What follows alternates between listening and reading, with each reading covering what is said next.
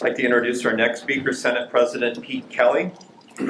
Senate President Pete Kelly represents the Fairbanks area in the Alaska Senate and has served as President of the Senate since January 2017.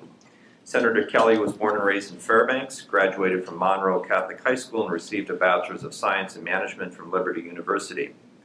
Senator Kelly has a long history in the public and private sectors. He was first elected to the Alaska House of Representatives in 1994 and was re-elected in 1996. Senator Kelly was the founding chairman of the Joint Armed Service Committee and served in the Alaska House Finance Committee. In 1998, he was first elected to the Alaska Senate and went on to co-chair the Senate Finance Committee. He retired from the Senate in 2003. Under University of Alaska President Hamilton, Senator Kelly served as the Director of State Affairs and also appointed Special Advisor to Governor Sean Parnell. In 2012, he was again elected to the Alaska Senate. From 2013 to 2016, he served as co-chair of the Senate Finance Committee, overseeing the state operating budget. Senator Kelly has held a number of positions in the private sector, including work on the construction of taps, work in sales and real estate, and was the owner of Kelly Communications. Please welcome President of the Alaska Senate, Pete Kelly.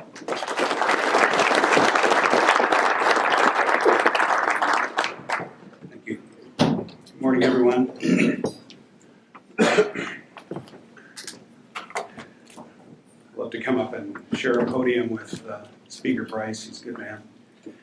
We differ greatly on our outlook on a lot of things, and I think he highlighted some of the differences we spoke, but it is not my intention to take apart his speech bit by bit. I appreciated what he had to say, and I know he's sincere as he says it. But the things that we discuss in Juneau are not always pleasant, and I think it's always interests me when people come up to me and say, why can't you all just get along? Well, you don't want us to get along. We're supposed to fight down there. We're supposed to believe in things, and those things should be worth fighting over. And so I have been so fortunate to be surrounded by very professional, reasonable people in the Senate who are willing to engage in every kind of diplomacy and appropriateness, but who are also willing to fight on these issues. And so what you have seen over the last few years is that the people in Juneau, particularly the Senate, I'll say, has not wanted to capitulate on the things that they believe are important. And that's the competitive environment and the unpleasant environment that we find ourselves down in Juneau. And then we go into these special sessions and people say, well, why can't you get your work done on time? And my response to them is, well, you don't want me to just give up on the things that you hold important, because we're not paid to do that. We're paid to fight. And we're fortunate we live in a country where we fight in places like Juneau and Washington, D.C., and very nice buildings with wonderful staff and professional colleagues, rather than on battlefields, and that's what our system is based on. So I'm happy to fight over these things that we hold dear, and I hope you all are willing to do the same. And I see that in the private sector. People are willing to put their money where their mouths are. We saw it in the creation of, the referendum on Senate Bill 21, when so many people stepped up and said, no, that's wrong to get rid of this bill that is so important to Alaska's future. And they put their money forward. They were out holding signs. They were making phone calls. And much of that was from the private sector. I see Dan giving me the ear there. I have an annoyingly soft voice, excuse me. But when I spoke a few weeks ago at a meeting very similar to this, there was a very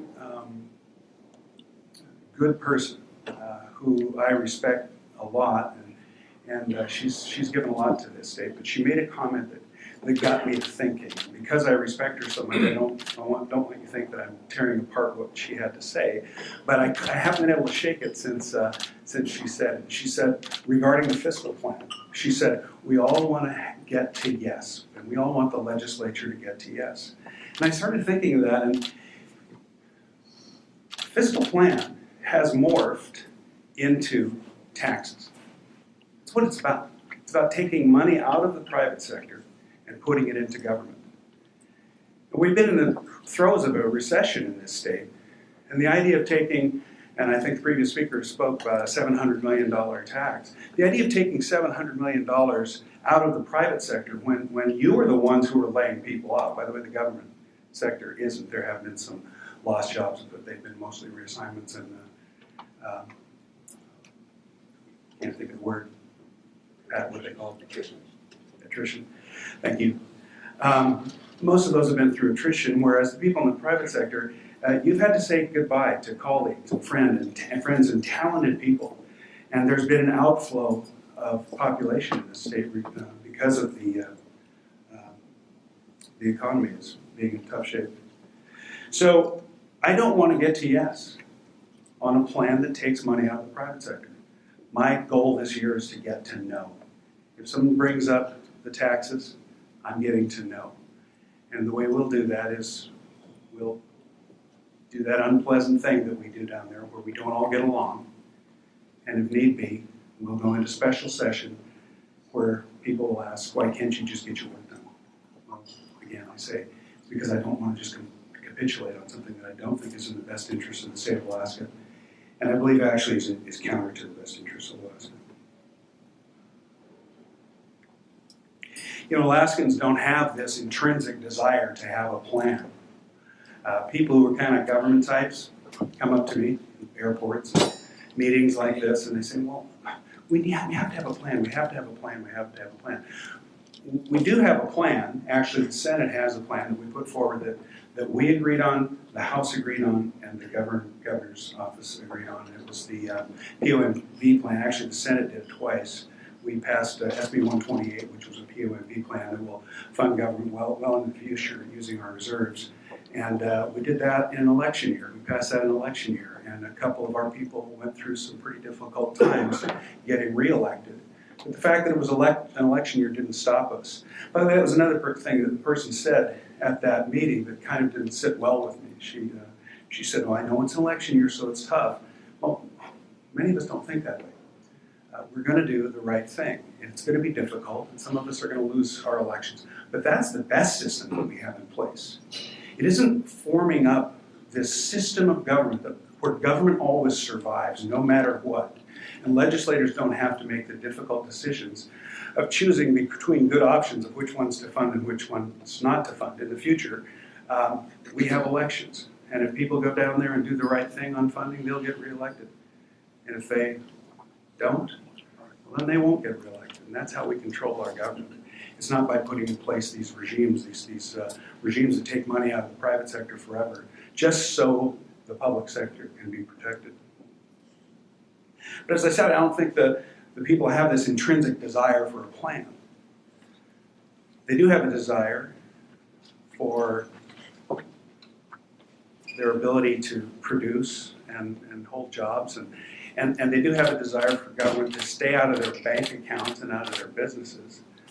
They have a desire for their kids to get a good education when they leave for school in the morning if they'll come back. They have a desire for public safety. And some of these things actually do flow through government. But government doesn't actually provide for those things. As far as money is concerned, it all comes from the private sector. Everything we do is from wealth creation. And it's the private sector that creates wealth. The dots on the map that we've referred to, that money, and it was well spoken by the previous speaker, he said that money goes through government to those smaller communities. And that fine point needs to be put on that. It goes through government. It doesn't come from government. Everything that we do in this state comes from the private sector. That's where the wealth is created.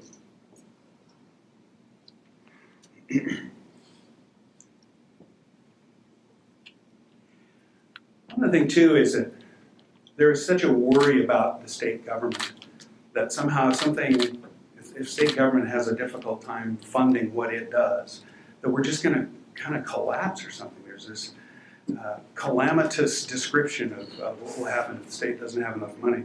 But believe me, people, the state's doing just fine. State government is doing fine. Again, I think the Department of Labor has them as being down 500 jobs, whereas the public sector, the rest of the state of Alaska, is down something like 12,000 jobs. As I said, those were actual layoffs. And when we lay people up, it's not just the heartache that we experience as our friends and our families and sometimes grandkids go off to different parts of the United States or maybe even the world where they can find work, we lose skill sets. And when those skill sets are gone, they're difficult to recoup. How many of you who make payroll understand that, as you've had to lay off engineers and accountants and people who do very specific jobs? And it's important for us in government to provide for education so that we can create those skill sets. No question about that. That's an important function of government. But essentially, many of those things are learned on the job through years and years of experience. And when those people walk out the door because you can't pay them anymore, and they go down to South Dakota or Texas or someplace like that, it's real possible they're not coming back. And then when our economy does turn around, oh my gosh, who do we throw the ball to? The desks are empty, the offices are empty. You know, we have the highest unemployment in the nation. I think that's still correct. Last time I checked, we had the highest unemployment in the nation. Shame on us. We let that creep up on us. But it isn't just because maybe we didn't manage it properly, so I'm not going to lay that blame on anyone, but it's what happened with the oil prices. I mean, my goodness, we had half our revenue just disappear overnight almost. And many of you who know me well, know that I rail a lot against environmentalists. We try to blame people for, oh, you didn't budget right and you should never have planned on high oil or whatever that is. Well, no. What we shouldn't have done in this country is elect people who do things like shut down ANWR, who do nothing but sue oil companies every time they try to put a hole in the ground, or every time we try to build a mine, we're so hampered that we can't do anything to provide the jobs that provide the wealth to give us the quality of life in this state of Alaska. It's not because we didn't do anything right up here. It's because this state, more than any other, is crushed by environmental regulations and cottage industry lawsuits. Legal companies that provide nothing really to anyone in this world other than to stand in the way of good projects. So when you people have to deal with that, and then we say we're going to tax you on top of it, I got a strategy for that. My new strategy. Mocking laughter. I am sick and tired. Fred Dyson once told me, never say you're sick and tired. Sorry, Fred. I'm tired of people turning to you. I mean, here you are. You're out there producing paychecks. You're creating this state. And every time government gets a little bit low on money, they want to put in some regime where all they have to do one day is go turn a knob. I mean, they get more from you. It never came home to me like it did at the end of this session when someone from the third floor came to my office. He said, what do we got to do to make you support a tax? And I said, nothing. I won't do it. And he said, well, how about you just set up a tax that the tax is zero, that we just have the levers and knobs in place? And I said, because I'm not going to be here forever. And somebody's going to get in here that doesn't have the same kind of drive that I do, or that Kathy Giesel does, or Anna McKinnon, Lyman Hoffman, for goodness sakes, that guy, what a wonderful surprise he's been. These people aren't going to be around forever, and we're going to find ourselves in a situation where at the worst possible time, somebody's going to pull that lever or twist that knob. You can't take this kind of money out of the economy and hope to have an economy when all is said and done. $700 million, had we pulled that out of this economy when they wanted us to, can you imagine what that would have done? We seem to be nosing up out of this recession. Thank goodness we didn't act when they wanted us to. And let me give them some credit. This rhetoric of tax, also called revenue, whatever, this rhetoric came from $26 a barrel of oil. So my colleagues who disagree with me, I don't want to be too harsh on it because there was a pretty scary time there when production was still down and price was down. Oh my gosh, what are we going to do? It's pretty ugly. But production is no longer down and price is up. And we've done some things so that hopefully we don't just rely on the price of oil because it's going to go up and down. But there's been such good news lately. Okay, well, I haven't checked it the last few days. Last time I checked, it was $64, $65 per barrel. And the great thing about that, it was higher than WTI. No, yeah, it's higher than WTI. And that's because that XL pipeline, it isn't complete yet, but a portion of it's complete. It's taken the oil from the Dakotas over to, what is it, Patoka, Illinois, where they have the tanks there. Bottom line is that oil from the Midwest is now on the other side of the Panama Canal, instead of being hauled by rail over to the same pad that we sell off of to the rest of the world and competes with our oil. So our oil, it's like the concrete in the price of Alaskan oil has had some rebar put in it to kind of strengthen it. And it will probably be higher than WTI into the future. There has even been some times where we were higher than Brent, and I don't think that had ever happened before, where we were actually higher than both. And so that's remarkably exciting. And as Carl pointed out, production's up 2 years in a row. And the forecast is that it's going to be a third year in a row. What was it Al Gore said? The debate on global warming is over? Well, I want to just declare the debate on SB 21 is over. That thing worked. Please give an applause to SB 21.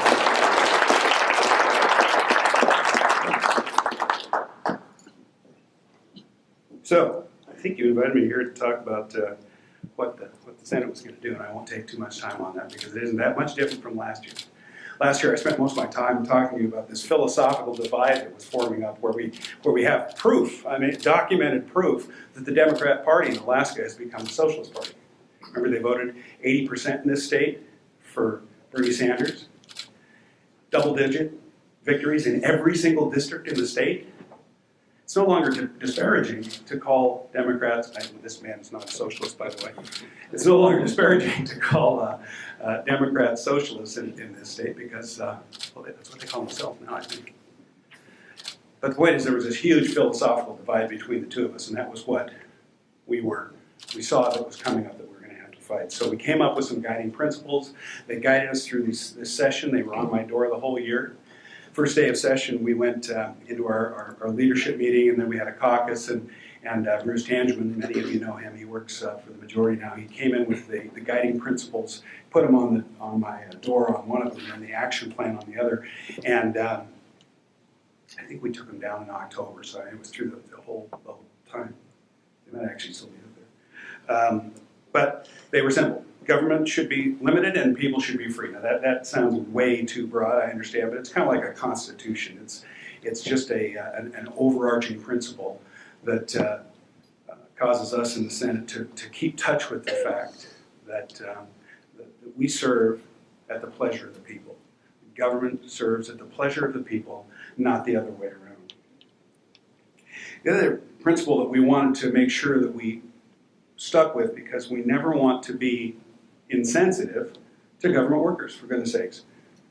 I don't have the same opinion of state employees as a lot of people that I hear disparaging remarks about state employees.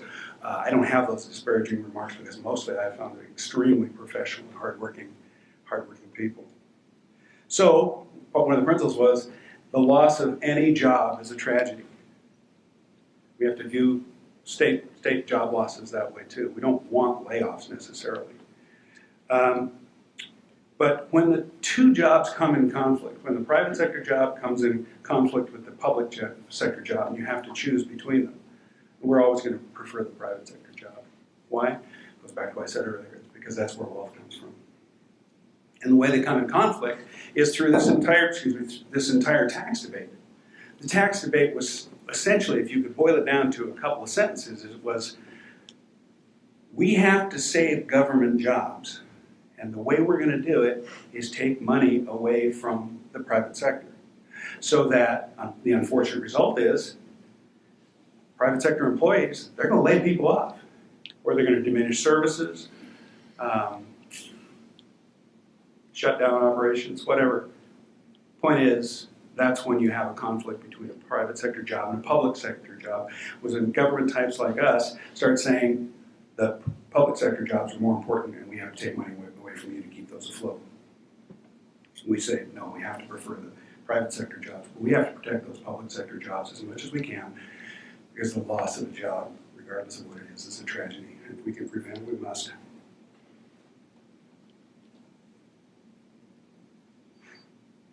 Wealth is created in the private sector. I already said that before. That was one of our guiding principles. Any discussion on oil taxes should be in light of how is it going to increase production. If you're going to talk about oil taxes, I don't want to hear anything about getting more money from the oil companies. It's we have to keep this production graph moving in the upward direction. And if our oil taxes policies do the counter to that, then we're just not going to support them. And we have to have continued downward pressure on the budget. So we came up with an action plan regarding those, with those principles in mind, is that we were going to have a spending cuts. We were going to have a spending limit put in place. We were going to stabilize the dividend and structure it so that it could pay a POMV. And we were going to get rid of the tax credits. All of those things were done in the Senate. We met our goals, which is we will get them out of the Senate. We don't have control over the governor or the House, so some of those didn't materialize on the other side. We were able to meet our goals. So the plan that we are sticking with is the POMV plan, SB 26. It's in the House. The House has said they agree with it. The governor says he agrees with it, and we say we agree with it. And so we say let's get it up and vote on it instead of this nonsense of holding it hostage. It's silly. It's like the terrorist taking another terrorist and putting a gun to his head. That's just crazy negotiations, and that's what we saw over and over again. It's the same people that said they wanted a POMV wouldn't budge off a number of issues. They were holding a hostage from everything from taxes. It looked like that's what they were going to do with crime at the end of the last special session. And if you want a POMV, Governor, then let's do it. And I make that same invitation to the Speaker of the House. We all agree on it. It's good for Alaska. It'll balance the budget about 2023 under the OMB plan. If you take an increase of only half the amount of inflation, you can balance the budget in 23, and by 2027 we'll be running $700 million surpluses. I think we should probably do it. So, to wrap up here, I don't believe that we don't need a fiscal plan. I just believe it shouldn't include taxes. My idea of a fiscal plan is a little different than someone else's. So as I said in the beginning, when you talk to me about a fiscal plan that includes taking $700 million out of the economy or $200 million or $1 out of the economy, I'm not interested in that. I'm not going to get to yes, I'm going to get to no. And we'll do that by conducting ourselves in a professional, reasonable manner, but we're not going there because it's not in the best interest of the state of Alaska. The Senate is committed to doing what's in the best interest of the state of Alaska. Thank you all for coming. I really like talking to this group. I had a lot of fun last year. Sorry I wasn't as entertaining this year. We'll work on it for a couple of years now. Thank you.